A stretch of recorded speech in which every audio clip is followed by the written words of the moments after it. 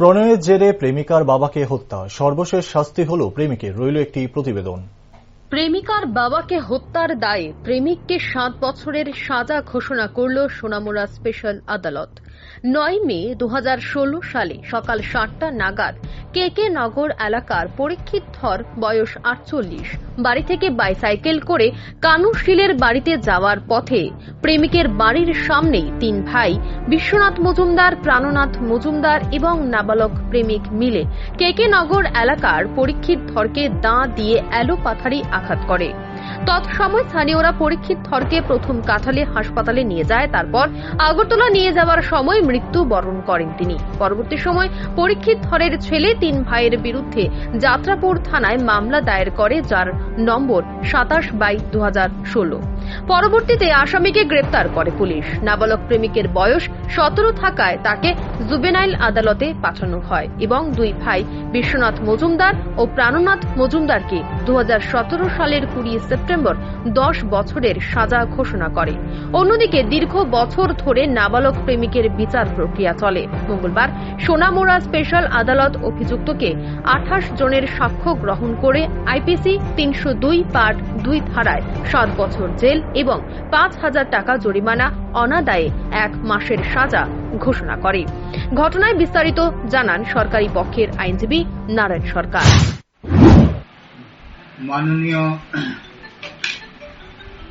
আমাদের স্পেশাল কোর্টের মাননীয় আদালত, মাননীয় বিচারক মহোদয় শ্রী সঞ্জয় ভট্টাচার্য আজকে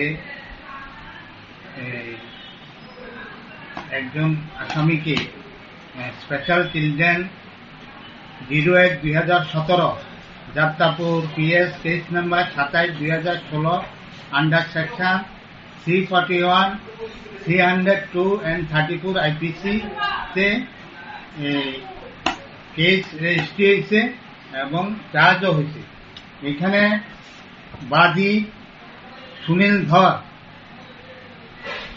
এই মামলাটা যাত্রাপুর থানাতে করছে, মানে দাখিল করছে এবং দাখিল করার পর গত 9/5/2016 সকাল আনুমানিক 7:30টার সময় সুনীল ধরের বাবা পরীক্ষিত ধর যখন বাইসাইকেলে করে কানুশীলের বাড়ির দিকে যাইতে আসলো, তখন পূর্ব শত্রুতা বলতে ঐতিহাসিক পূর্ব শত্রুতার কারণে তারা 3 ভাই তাকে লাঠি এবং দাও দিয়া এলোপাথারি আক্রমণ করে রক্তাক্ত জখম করে পালাই দিছে এবং সঙ্গে সঙ্গে তাকে কাঠালিয়া হাসপাতালে নেওয়া হয়েছে। কাঠালিয়া হাসপাতাল থেকে মেলাগড় এবং মেলাগড় হাসপাতাল থেকে ডিবি হাসপাতালে তাকে রেফার করা হয় এবং ডিবি হাসপাতালে ওই দিন তাকে ডিবি হাসপাতালে সেই মৃত্যুবরণ করে এবং এটার কারণ হলো এই যে আজকের মামলার আসামি তার সুনীল ধরের বোনের সাথে একটা ভালোবাসার নাটকেরা তাকে বিয়ে করার প্রস্তাব দিছিল, কিন্তু পরীক্ষিত ধর এবং তাদের পরিবার এই ঘটনাতে সায় না দেওয়াতে এই ধরনের ঘটনা করছে আসামি। কতজনের সাজা হয়েছে এখনো পর্যন্ত? এখন সাজা হয়েছে 3 জনের। আজকে একজন, তারা 3 ভাই, আজকে একজন।